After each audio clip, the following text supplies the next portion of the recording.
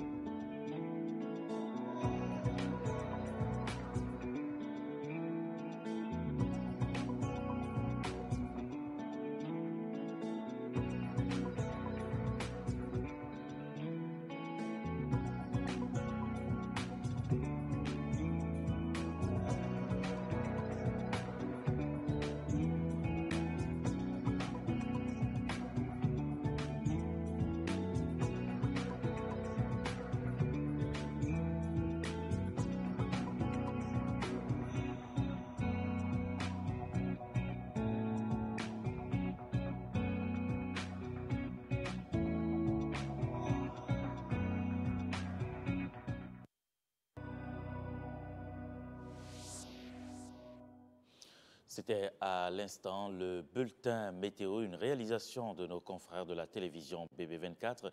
On était dans la ville de Niki, plus précisément dans le département du Borgou. La suite de 5 sur 7 matin, c'est bien le condensé de l'actualité de ces dernières 24 heures, le flash d'information, une réalisation de Nicanor Kovi.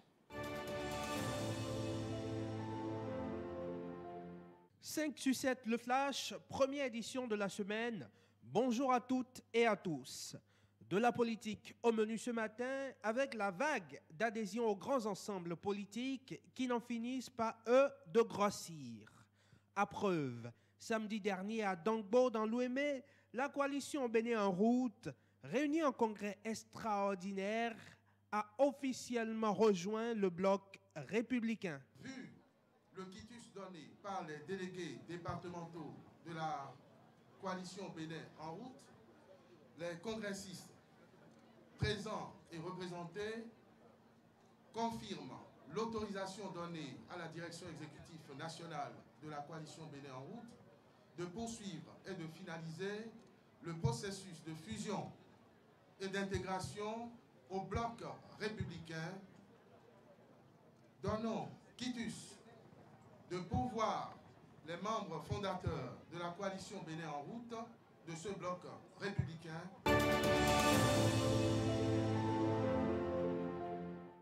À Dangbo, pendant que le Bénin en route étreignait ses attributs de nouvel adhérent au bloc républicain, le bloc progressiste, lui, gagnait également en nombre, notamment dans la 6e circonscription électorale. Ils appartiennent aux coordinations de campagne des communes et d'arrondissements de Zé, Souava et Abomey-Calavi. Ils ont milité pour la venue au pouvoir du président Patrice Talon. Réunis en congrès extraordinaire, ils disent désormais oui au bloc progressiste. Notre soutien et notre admiration pour le chef de l'État, le président Patrice Talon, sont restés sans faille depuis lors et ne porteront jamais de rides.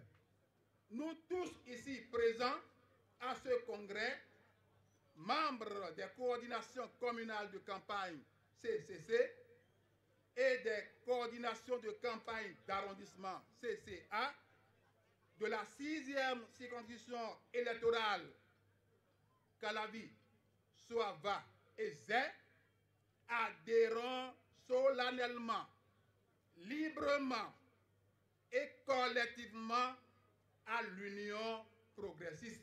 Nous nous engageons ici à travailler maintenant, main dans la main, avec l'ensemble des membres de ce bloc pour l'atteinte des nobles objectifs fixés pour le développement harmonieux de notre pays. Il n'est pas de bloc fait comme les républicains ou les progressistes, mais il n'en suscite pas moins des élans d'adhésion. Samedi dernier, c'est le Parti national du citoyen et du développement, PNCD, qui lui a déclaré sa flamme, liant son destin à celui de Moël Bénin à Akpakpa Minonchou, commune de Cotonou. Le PNCD a fait le choix de se fondre dans un parti qui travaille pour une nouvelle manière de faire la politique au Bénin. Un parti qui travaille pour que tous ses militants connaissent et assument leurs droits et devoirs vis-à-vis du parti. Le PNCD a choisi de faire fusion avec le parti Mouvement des élites engagées pour l'émancipation du Bénin, en abrégé Moël Bénin, pour un nouveau départ et pour aider à révéler le Bénin.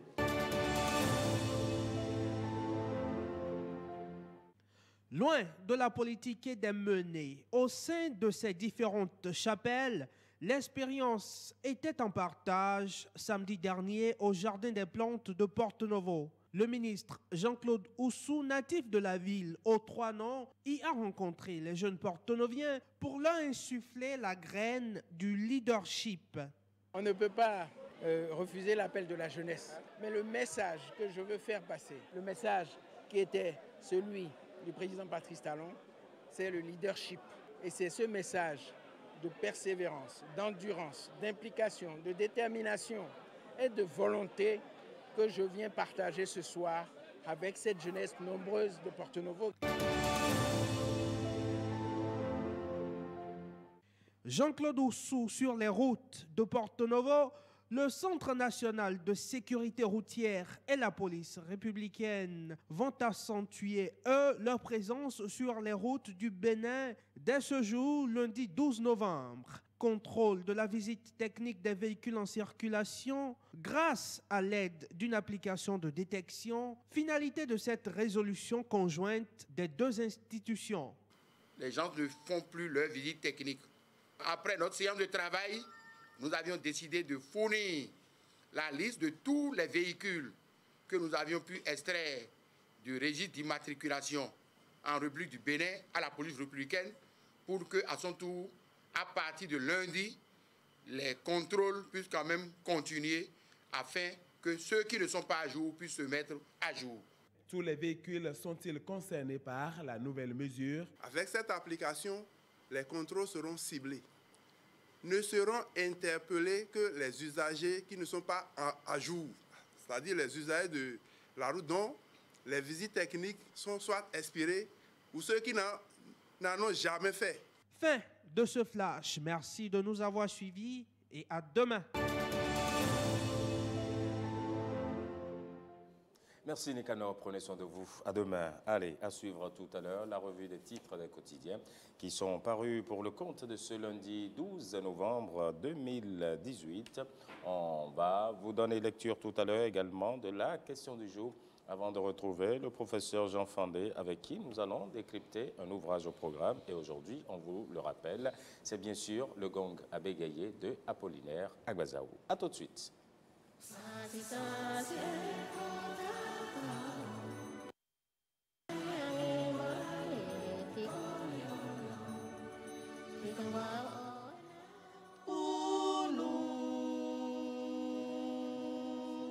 Pour nous, le droit à la santé, c'est avoir une alimentation saine et équilibrée pour les personnes vivant avec le VIH. Pour moi, le droit à la santé, c'est mettre fin à la transmission du VIH-Sida de la mère à l'enfant. Pour moi, le droit à la santé, c'est rendre disponible et faciliter l'utilisation du préservatif.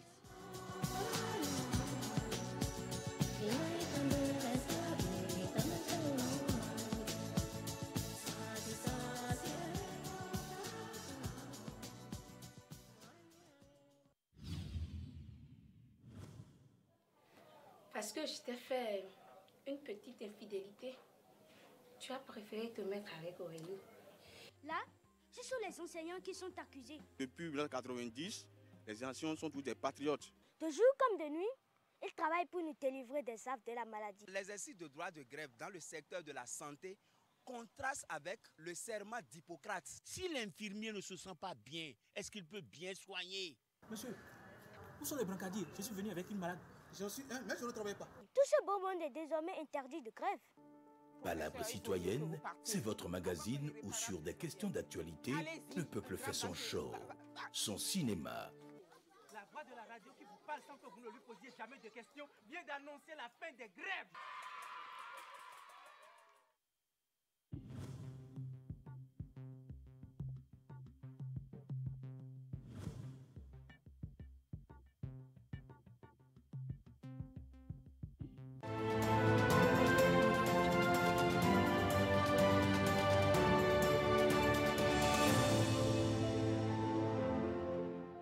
Merci de votre fidélité à la télévision nationale. L'émission c'est 5 sur 7 matin. Nous sommes lundi, nous sommes le premier jour de la semaine. Et dans le compte de cette émission, nous revenons dans le forum de discussion. Nous vous l'avions annoncé sur le code du numérique entre répression de la diffamation et restriction de la liberté. Et parlant justement du code du numérique, cette question que nous vous adressons ce jour, comment reconnaissez-vous les fake news sur les réseaux sociaux? Dites-nous comment vous reconnaissez les fake news sur les réseaux sociaux. C'est une question à laquelle vous pouvez donc répondre via nos divers canaux de communication. Vous les connaissez, c'est Facebook, c'est Twitter, c'est également WhatsApp, le 61 19 88 88, le 61 19 88 88. Dites-nous simplement Comment est-ce que vous reconnaissez les fake news sur les réseaux sociaux? Allez, place à présent donc à la revue des titres. Nous allons donc pouvoir être un peu plus complet sur l'actualité que nous offrent aujourd'hui les quotidiens parus et parvenus à notre rédaction.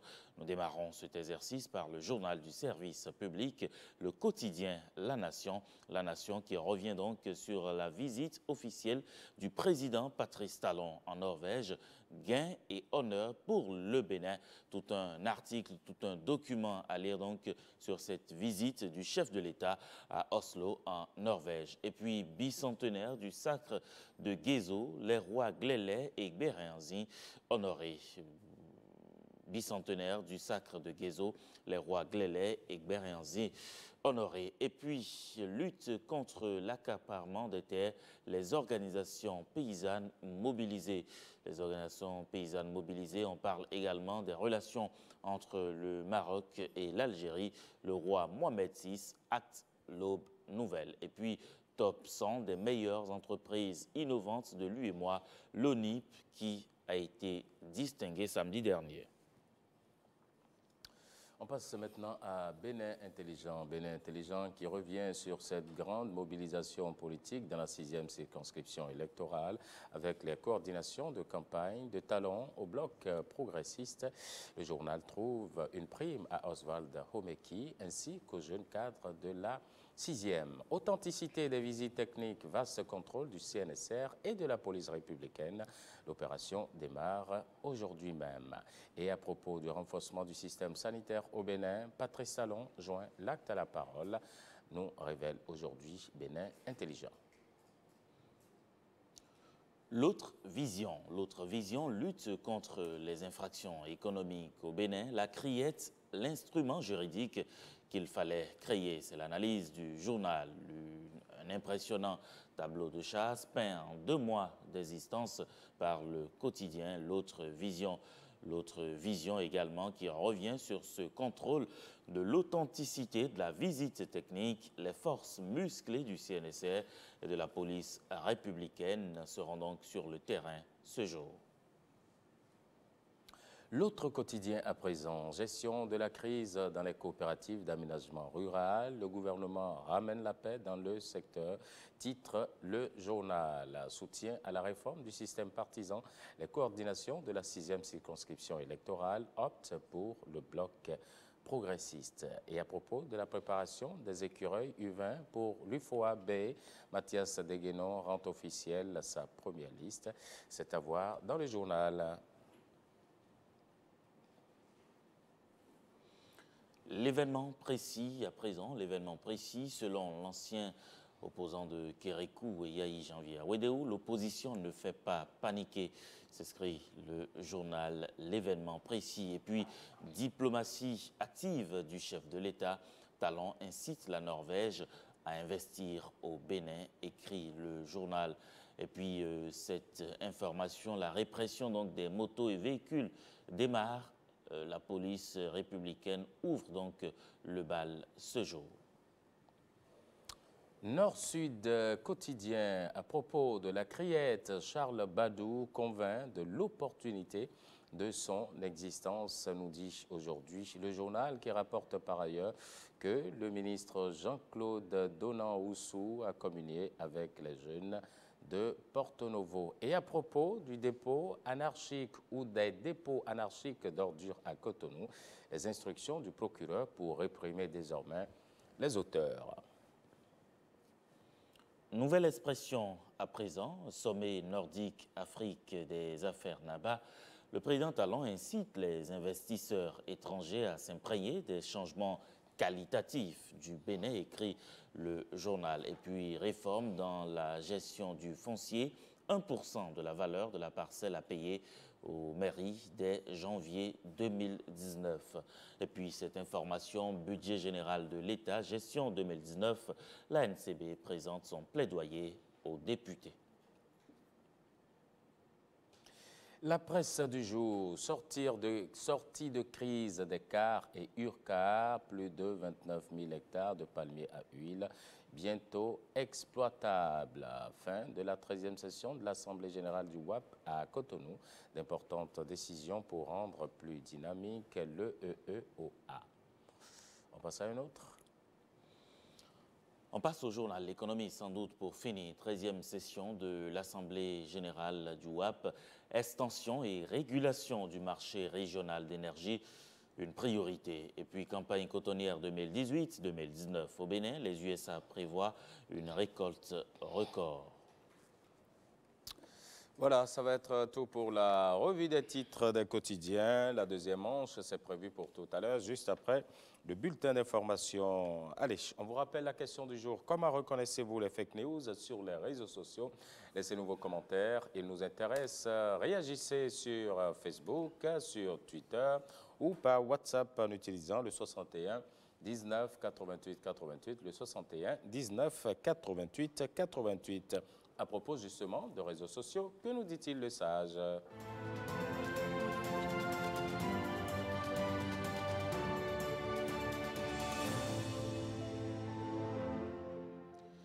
Et aujourd'hui, nous empruntons les paroles de Laura Marie. Laura Marie qui nous dit ceci: les réseaux sociaux sont une échappatoire que l'on utilise pour apaiser ses émotions, fuir sa réalité et influer sur son humeur.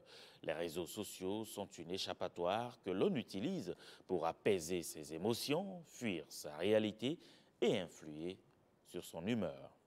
Ben ouais, tout simplement. Allez-y comprendre quelque chose, hein, vous qui passez tout le temps sur les réseaux sociaux. L'auteur nous dit que les réseaux sociaux sont juste une échappatoire, ça veut tout dire, une échappatoire que l'on utilise pour apaiser ses émotions, que l'on utilise également pour fuir sa propre réalité et influer sur son humeur. Alors, les réseaux sociaux, c'est peut-être bon, c'est à vous de savoir, mais lorsque vous y passez beaucoup de temps, ça devient un autre problème parce que c'est aussi un véritable chronophage. Allez, on va maintenant à l'école. Direction l'école, et puis nous allons y décrypter un ouvrage au programme. On est à quelle classe là déjà? En seconde? En seconde. Oui, d'accord. Nous, on passe très vite. Hein. En moins de quelques mois, on est déjà en seconde. On a franchi les étapes très tôt. Allez, on installe. Assez brillant. Ben ouais. On est assez brillant. On est hyper brillant. On installe rapidement Jean Fandé et Patrick Jossou.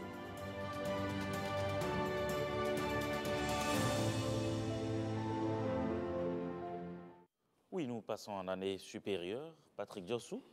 Oui, nous passons en seconde. D'accord. Ouais. Et ça va très vite. Très vite. C'est avec brio. Hein. Soyez le bienvenu. Et le BPC, on l'a eu. On a eu le BPC très rapidement. Hein. Oui. Incognito. Ouais. C'est vrai que ça remonte à plusieurs années. Bon, allez, aujourd'hui, on a un ouvrage tout particulier à découvrir. C'est une pièce de théâtre, mais une pièce de théâtre pas comme les autres. Oui. C'est un peu cela. Mais on va essayer de faire une clarification conceptuelle, surtout de d'un mot, le gong, justement. Il faut qu'on essaye de le préciser. C'est le gong, le gong. D'accord. On va découvrir tous ensemble, très rapidement. Retenez, il y a 3 formes de gong. On va commencer déjà par le premier. Le premier, G-O-N, voilà, qui est un peu comme, pour ceux qui aiment regarder les mangas, j'en ai suivi quelques-uns quand même. Hein. C'est un titre d'un film, mais aussi, ça peut être le G-O-N, ça peut être une unité de mesure appelée aussi grade. Et puis, il y a l'autre gong, le gong, G-O-N-D. C'est bien ça, hein, pour les serrures. Voilà, exactement. Peut-être que c'est de là qu'est partie la tête de gondole. Quelque chose du genre. Exactement. Et puis, il y a aussi l'expression sortir de ses gonds, donc qui se rapporte un peu à cela. Et puis, il y a finalement le gong, G-O-N-G, qui est justement ça, on peut voir ça. Le gong kwe là. Voilà. Et puis, voilà. Et puis, on peut retrouver aussi le gong. Vous avez suivi? Oui. Vous avez suivi Fort Boyard. Vous connaissez avec Passe-partout, Passe-muraille. Passe-partout, Passe-muraille, les deux nés. Oui, comme quoi, par le dessin animé, on peut profondément se cultiver. Bah ouais. Oui, mais ça dépend de comment on s'y prend. Exactement.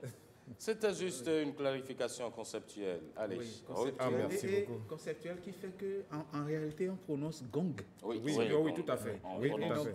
Oui. Mais bon, pour nous avons pouvoir pris faire une l'habitude. différenciation. Oui. On a pris l'habitude de dire le gong. Donc c'est le gong à bégayer. Oui, le gong à bégayer. Le gong à bégayer de Apollinaire Agbazao. Très bien. Oui. Allez, allons-y. Oui, allons-y. Alors, Apollinaire Agbazao. Bonjour, monsieur Fandé. Oui, bonjour. Patrick l'ingérable Djossou. Je ne vais pas dire l'ingérable Djossou. L'ingérable Patrick Djossou. Oui, voilà. Bonjour, cher Serge.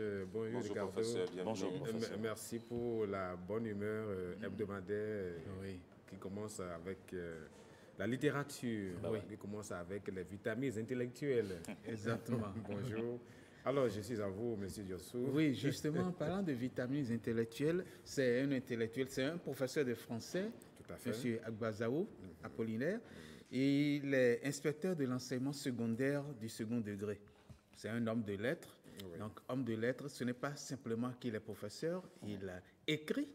Il a écrit, par exemple, La bataille du trône, qui a été édité en même temps que Le Gong à bégayer en 2010. Caletas, la mascarade en 2011, Douloureux amours dans Même l'amour saigne en 2012 et L'Empire noir sur la toile de l'univers dans Obama et nous. Obama, c'est un collectif Obama et nous en 2013. Donc, il écrit beaucoup. Il a été ancien président. Oh, il a été président, pas ancien président. Il a été président du conseil d'administration du Festival international de théâtre du Bénin, le FITEB. Un festival qui démarre cette semaine. Exactement. Oui. Est-ce que ça n'est pas aujourd'hui bon, le 12 ou le 14? Bon, enfin. C'est pour très bientôt. De toute façon, c'est le 16, je crois. Ah bon, d'accord.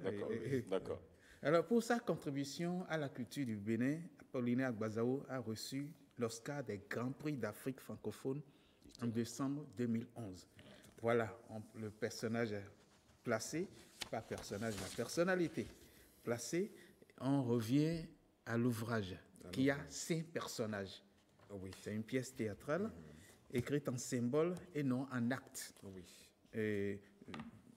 D'habitude, les pièces, on parle d'acte, on parle de scène. Mais pourquoi on a écrit cette pièce en symbole, M. Fandé? Oui, merci Patrick Djossou.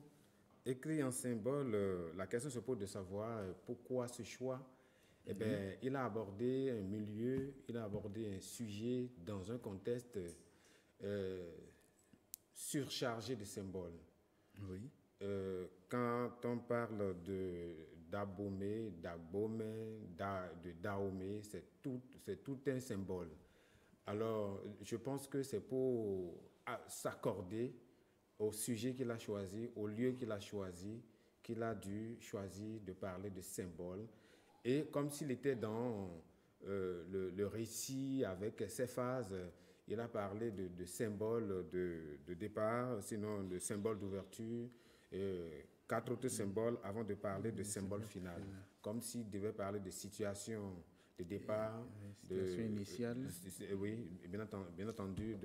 Et puis tout s'est emballé comme ça. Donc il a parlé de symboles juste pour montrer que nous sommes dans un contexte où c'est presque pratiquement, il faut être initié à un certain degré, comprendre certaines choses, pour ne pas dire pré-comprendre certaines choses, avant de saisir le message qui est véhiculé. Donc voilà, et s'il parle de symboles, je pense que c'est dans cette dynamique. Donc en réalité, il n'est pas resté dans le théâtre classique, dans la classification ou le classique du théâtre, le classicisme. Oui, il est resté un peu dans le classicisme dans la mesure où il semble avoir respecté la règle des 3 unités. La règle des 3 unités, unité de lieu, unité d'action et unité de temps. C'est-à-dire que c'est en un seul lieu, en un temps, en 24 heures, et puis autour d'un même sujet que tout a été conçu. Donc, il s'est raccordé un peu à Boileau qui disait, je cite, que le théâtre classique, il disait notamment ceci, je cite, « Qu'en un jour, qu'en un lieu, un seul fait accompli tienne jusqu'à la fin le théâtre rempli ». Et il est resté dans cette dynamique-là. C'est en 24 heures que tout s'est produit et il y a eu grande peur, mais finalement, ça a été surmonté avec un message très fort, avec beaucoup de symboles qui sont revenus sur la scène. Ouais, donc, lui-même, il dit d'ailleurs quelque part que la vie au palais est une forêt quotidienne de symboles. Oui, tout à fait. La vie au palais, c'est vraiment une forêt quotidienne de symboles. Hein. C'est vraiment rempli de symboles. Oui, mais s'il faut parler du palais, enfin, parce que moi j'ai un souci là. Le lieu Abomey, Dahomey, je ne sais pas. Oui, avant d'y arriver, si vous plaît, M. Jossou, je me suis amusé à essayer de décrypter un certain symbole. Alors, lorsqu'on prend le titre comporte 13 lettres. Ah, d'accord. 13 lettres, nous savons que le chiffre 13 représente le plus souvent un danger, et si bien qu'il y a même dans la civilisation occidentale, les chambres 13, les bus au siège 13. Ah, il y a un film comme ça. Oui. Et donc, on les évite. On les 13e étage. Oui, 13e étage. Et lorsqu'on prend le 13, on fait 1 plus 3, ça fait 4. Oui, ça fait 4. Je ne vous savais pas numérologue. Il faut s'y faire. Donc, et le 4, représente d'abord les 4 points cardinaux. Oui. Ensuite, les 4 vertus cardinales, que sont la prudence, la justice, la force, la tempérance. Oui. Et on retrouve tous ces éléments-là symboliquement ou ouvertement au niveau de l'action qui a été conduite par l'écrivain à travers cette pièce théâtrale. Donc voilà encore une fois, vous disiez tout à l'heure qu'il y a 5 personnages, donc c'est la perfection, l'étoile à 5 branches, c'est la perfection. Vous vous souvenez, même si vous étiez très jeune, du drapeau avec à 5 branches. Donc c'est la perfection. Donc voilà, c'est ce que je voudrais souligner d'abord avant que... Les drapeaux. Mais est-ce que selon vous, l'écrivain, il a pensé à tout cela vraiment en le faisant? Ou bien c'est arrivé comme ça et puis les commentateurs que nous sommes, on peut... oui et non. Je me pose la question. Oui et non. Vous voyez le travail que vous venez de recherche que vous venez de faire. Il y a des écrivains, avant d'écrire comme l'ont fait de très grands écrivains, ils mènent beaucoup de recherches. Et là, on est dans le roman ou bien la production réaliste. Il y en a qui produisent, et l'écrivain, c'est comme un demi-dieu. Quand il produit, l'œuvre lui échappe. Avec les commentaires, on arrive toujours à trouver des raccordements par rapport à ce qu'il dit, ce qu'il fait. C'est-à-dire, quand on veut analyser les choses, on trouve toujours les tuyaux et les éléments nécessaires pour réussir à les interpréter. Il n'a peut-être pas pensé à ça, mais comme un demi-dieu, il a pu faire ressortir beaucoup de choses qui nous permettent aujourd'hui de rester en synergie avec les symboles qu'il y a à l'intérieur de cet ouvrage-là. D'accord. Revenons donc un peu vous avez parlé, le théâtre classique, cela respecte 3 règles, la règle de temps, l'unité de temps, d'action et de lieu. Je vous propose d'aller à la symbolique de la toponymie déjà, et puis on va voir, vous parliez tantôt de Abomey, de Agboumé, de Dahomey, de Dahomey. Finalement, j'aime bien vos précisions que je suis venu directement sur vous. Oui, c'est vrai. Alors, même lieu, même territoire, que faut-il percevoir? Merci beaucoup. Nous sommes en présence des élèves en classe de seconde. Et Dieu seul sait qu'aujourd'hui, ils sont âgés de 13 à 15 ans maximum. Et donc, dans leur cursus, il n'y a pas eu véritablement d'histoire qui leur ait permis de faire une différenciation toponymique, topographique entre ces concepts, le concept d'Abomey, le concept de Dahomey et le concept de Dahomey. J'aimerais commencer par Dahomey. Quand on dit Dahomey, c'était en fait le royaume. Et Dahomey, à l'origine, vous savez, c'est pour dire dans le ventre de Dan. C'est à l'origine de la création du royaume de Dahomey parce qu'un certain Dan aurait refusé d'offrir l'hospitalité, d'offrir davantage de terre pour la construction de l'arbre. Et il dit, c'est dans mon ventre que tu vas construire. Alors l'autre le met à mort et puis construit sur son cadavre en mettant le pilier central, bien entendu, là où se trouve justement son ventre. Et on a commencé par dire dans Romain. Et donc, dans Romain, c'est tout le royaume, tout le territoire du royaume. Mais lorsqu'on dit Abomey, en principe, Abomey, c'est le centre même où se trouvent les palais, où les rois règnent effectivement. Là, c'est Abomey. Et le colon ne pourra pas prononcer correctement les diphtongues, dit Abomey. Abomey. Et donc, c'est ça qui nous est resté aujourd'hui. Les colons ont beaucoup déformé beaucoup de choses. Évidemment, c'était normal. Et donc, il y a Abomey. Et Abomey a inspiré donc le nom du pays. On a commencé par dire le Dahomey. Le Dahomey désigne tous les territoires béninois. Oui. Et le nom a été changé, bien entendu. Vous vous souvenez de l'année? Oui, 1975. On est devenu République populaire du Bénin. République populaire du Bénin. Et donc voilà. Donc Dahomey désigne le Bénin, l'ancien Bénin. Abomey, c'est la ville aujourd'hui qu'on connaît avec ses limites. Et c'est en fait Dahomey, Abomey qui a donné Dahomey. Et Dahomey, c'est le territoire du royaume, avec toutes les conquêtes, donc avec l'arrivée de la conquête d'Aude. Donc Dahomey s'est effrité, s'est balkanisé et s'est réduit aujourd'hui à la ville de... Oui, c'est vrai. Et quelqu'un dira que nous avions pris le nom d'un royaume pour tout le pays. Oui. Et après, on a pris le nom d'un grand royaume pour le petit pays. Le Bénin, c'était un grand royaume. Ouais. Donc, on a pris ça pour notre petit pays. Oui. Alors qu'avant, on avait pris le nom d'un... Bon, c'est pas petit royaume, mais d'un royaume pour le grand et pour tout le pays. Un royaume qui était toujours en extension. Il fallait 1894 pour arrêter ça. Donc, voilà ce que je peux dire par rapport à cette question-là. Oui, maintenant, on est toujours par rapport au nom, mais on rejoint toujours les noms, l'onomastique. Oui. Et quand on va à l'onomastique, on parle du roi.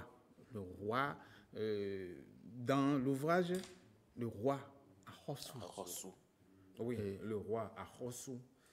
Et vous savez, dans les jours de la semaine, il y a un jour qu'on appelle Ahosou Zangbe. Oui. Ahosou Zangbe, c'est le vendredi. Oui. Et ce qui est... Nous qui sommes nés le vendredi, on est... Ahosou. Disons-le comme ça. D'accord. Et donc, Ahosou Zangbe, on a tendance à dire que les enfants qui naissent les vendredis sont des enfants qui ne laissent rien passer. C'est des gens dynamiques, des gens qui ont un caractère fort, des gens obstinés, têtus, ingérables, mais très très passionnés. Et lorsque le roi a sa première épouse, sinon sa préférée, qui donne naissance, surtout si l'aîné peut naître un vendredi, alors là, il a déjà toutes les aptitudes et toutes les latitudes pour devenir un bon chef, un bon roi. Et donc là, il devient Vidaho. Il devient Vidaho. Vidaho. Ça veut dire... le promis au trône. Et il apprend à régner déjà dans le palais. Il ne sortira pas un jour, quelqu'un ne sortira pas un jour Esniyelo pour devenir roi. Mais c'est vrai que c'est avec souvent la confirmation du phare. Si le phare atteste qu'il est bien placé pour le faire, il le fera.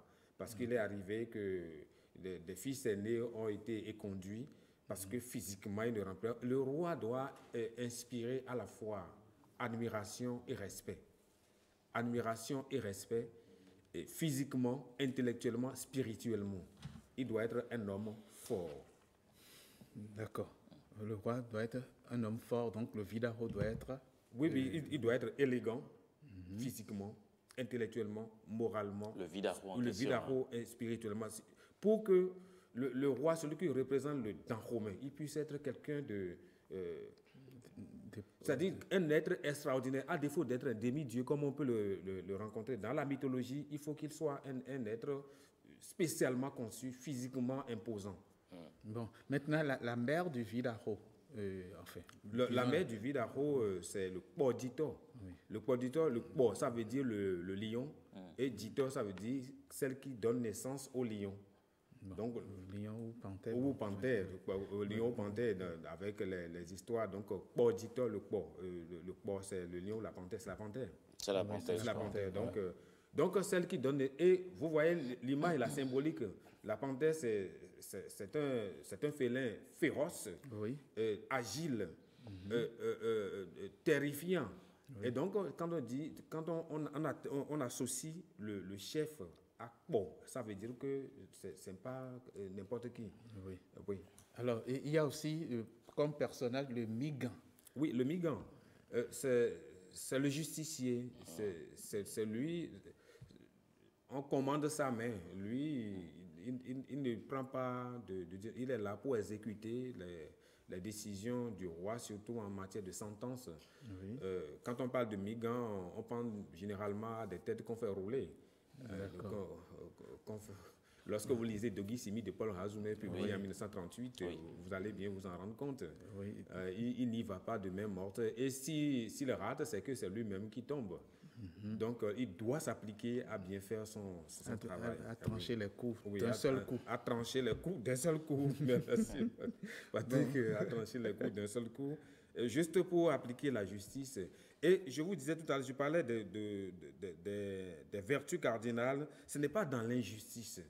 Et tout cela se fait dans la justice. Et je rappelle à la jeunesse surtout qu'on ne regarde pas l'histoire du passé avec les loupes d'aujourd'hui.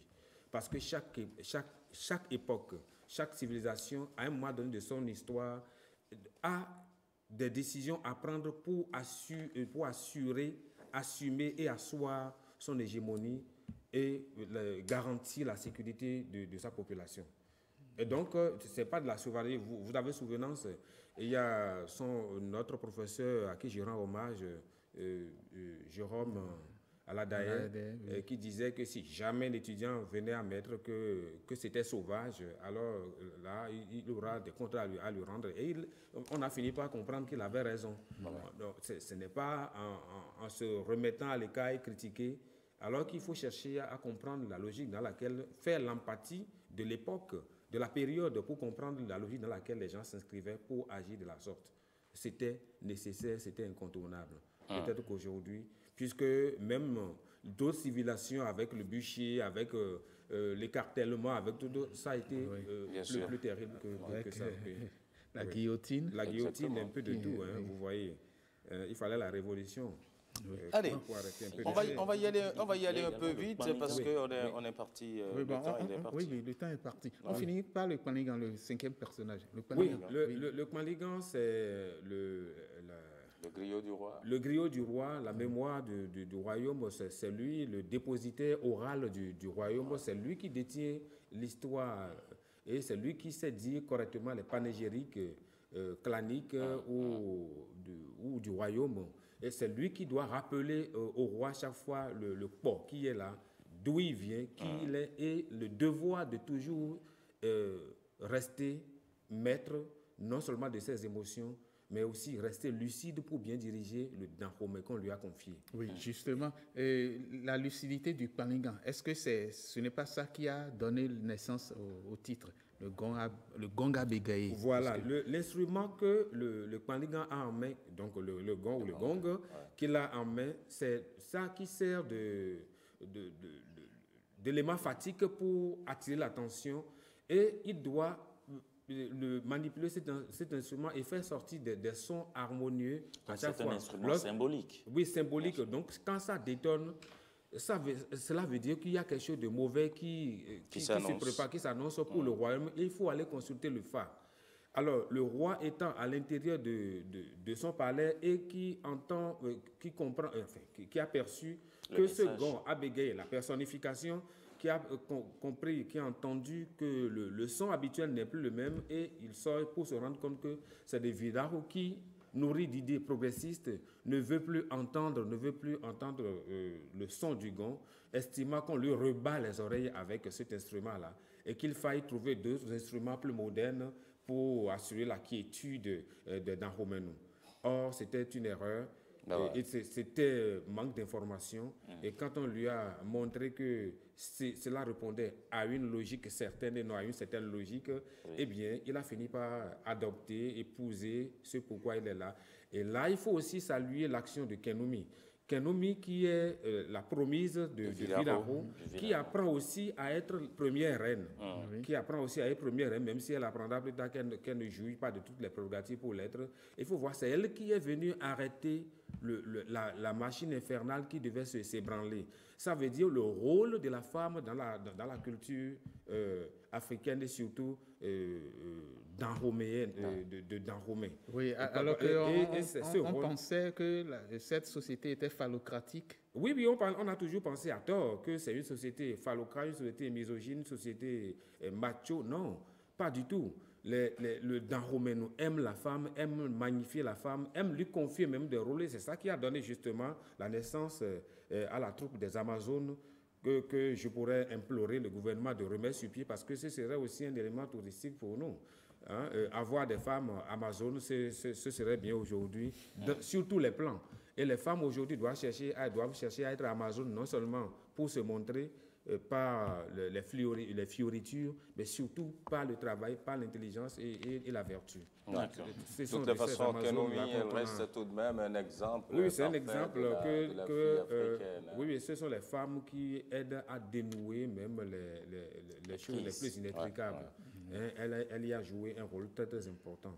Donc, l'auteur, sans le dire directement, a magnifié la femme pour montrer que dans nos traditions, nous avons toujours conféré des places importantes aux femmes et qui ne nous déçoivent pas. C'est souvent plus louable, plus salutaire d'avoir confiance aux femmes qu'aux hommes, j'ai l'habitude de le dire. C'est plus aisé. Oui, bien, on y revient. Oui. On n'a pas besoin d'être le 8 mars avant de le dire. Oui, Ricardo dit que c'est relatif. C'est relatif. Il pense que c'est relatif. Chat échaudé, craint l'eau froide. Allez, c'est terminé. Juste une petite parenthèse. Oui, juste quelques secondes. Il parle de 8 mars. Lui, il est né un 8 mars. Ah, bon, c'est pour ça qu'il est féministe, il faut comprendre. Merci beaucoup, professeur Jean Fandé, d'être venu. C'est vrai qu'on aurait eu un peu plus de temps, qu'on aurait parlé de quelques proverbes. Oui, tout à fait. Même des instruments également. Oui, de quelques instruments. À bégayer, la nuit est tombée. La nuit est tombée. Quand le roi meurt, on ne dit pas que le roi est mort. Le roi la nuit est tombée sur Dahomey, ou bien il est allé à Lada. Le roi Da, on ne le dit pas. Vous avez suivi en temps quand l'un des partis, les réseaux sociaux avec la Chine, on a commencé par dire... Heureusement qu'il y a eu des gens qui sont montés au créneau pour dire attention, on ne dit pas le roi est mort. Merci beaucoup, professeur Jean Fandé. On se retrouve lundi prochain. Et on passe également en classe supérieure, c'est ça? Oui, on va passer en classe supérieure. Nous, on va vite, on est trop fort. On a réussi nos tests, là. Oui, nous allons essayer d'approfondir un peu la seconde avec l'ouvrage du monsieur qui parlait des cocotiers. Oui, les cocotiers. Attendez, je cherche. Prudentieux. Allez, merci beaucoup à vous. Vous passez un excellent lundi. On vous retrouve, Patrick, tout à l'heure. Et puis, on va percer ces 52 secrets pour accomplir sa destinée prophétique. À tout à l'heure. Nous restons en place le temps pour nous de parler de recherche scientifique au Bénin. On va faire l'état des lieux avec le directeur du Fonds national de la recherche scientifique et de l'innovation technologique qu'on installe tout de suite.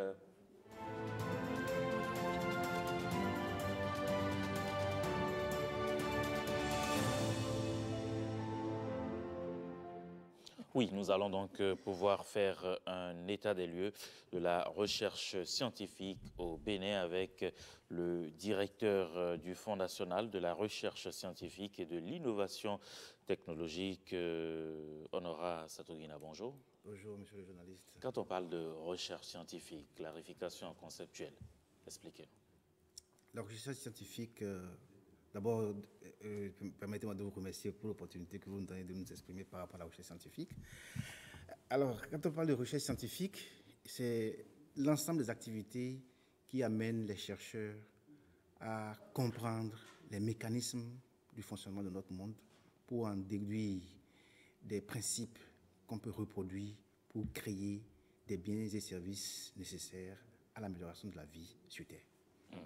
Alors, au Bénin, où est-ce qu'on en est aujourd'hui par rapport à la recherche scientifique? Au Bénin, il faut dire que la recherche scientifique poursuit son chemin. Ce n'est pas aussi évident parce que beaucoup de résultats de recherche n'ont pas toujours été bien valorisés.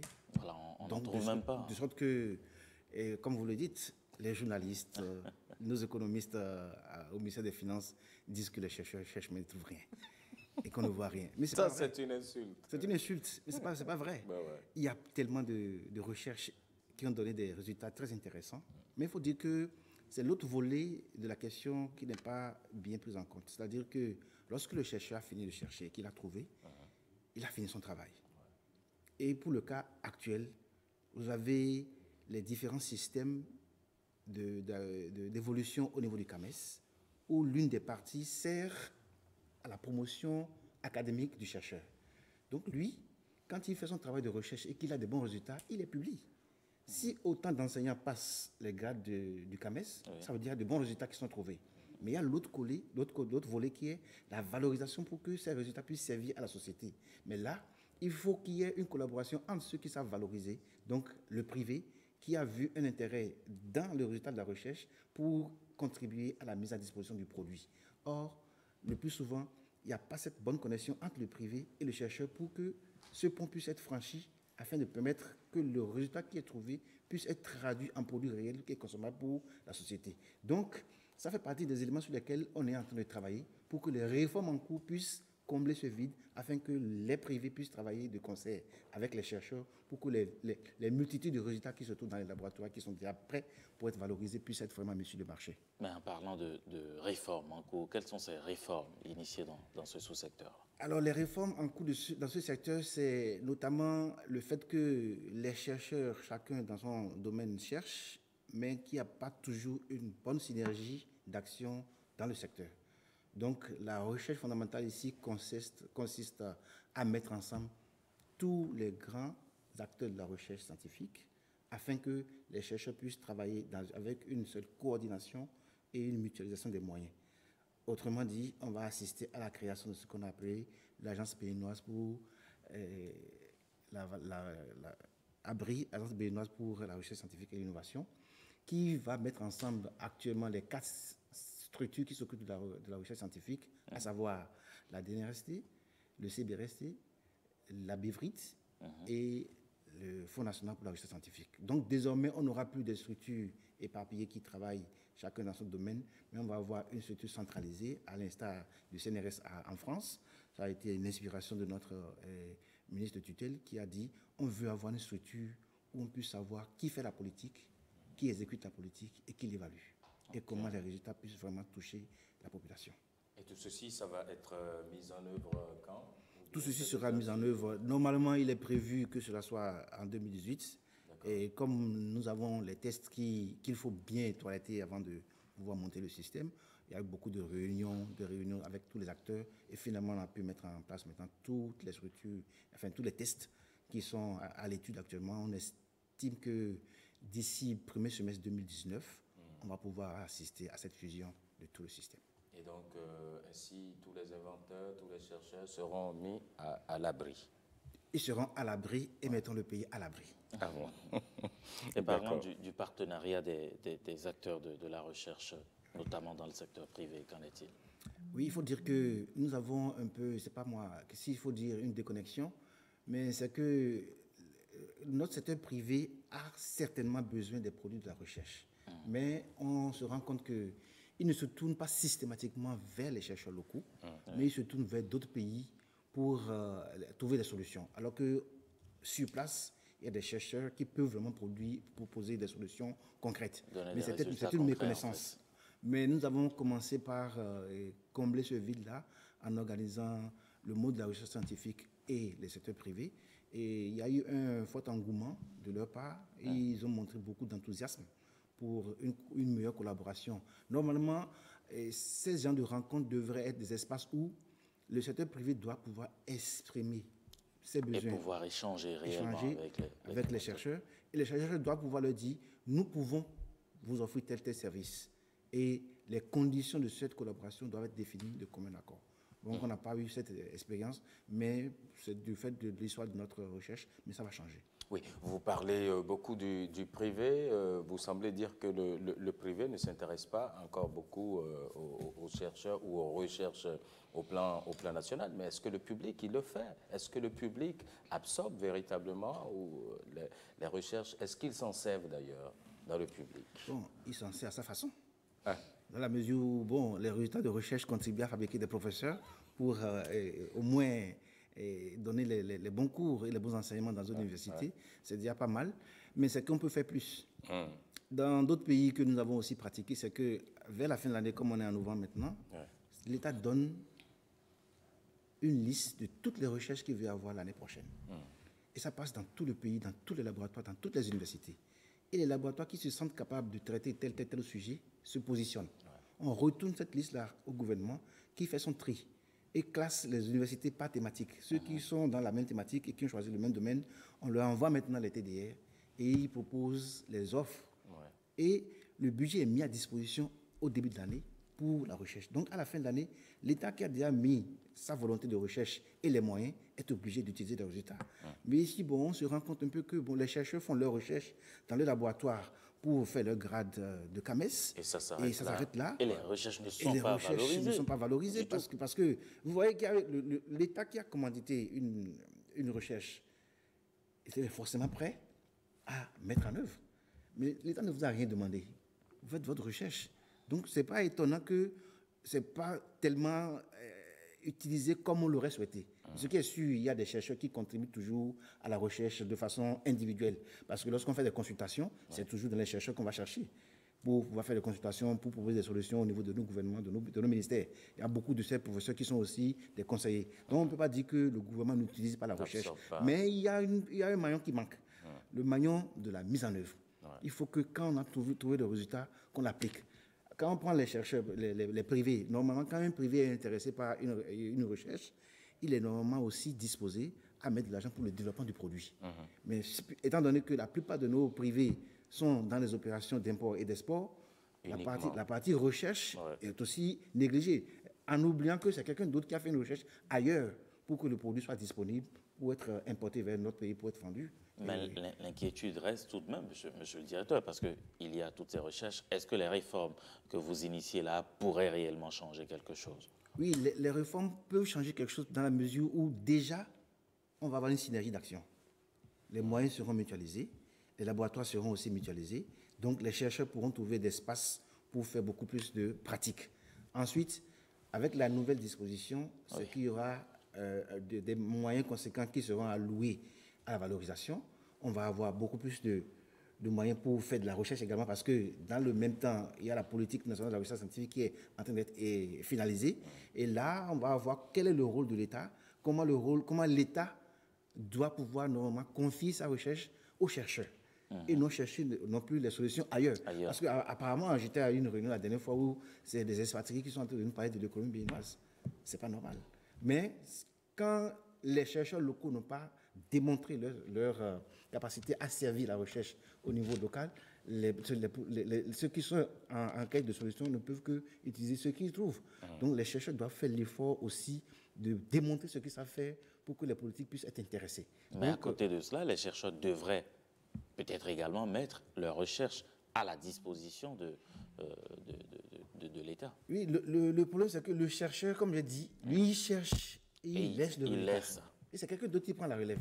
Donc, nous, avec la création de l'abri, on est en train de combler tous ces vides-là. Lorsque les chercheurs qui ont cherché finissent de chercher, la structure qui prend la relève est là pour démontrer à l'État, voilà ce qu'on a trouvé, voilà ce qu'on peut en faire.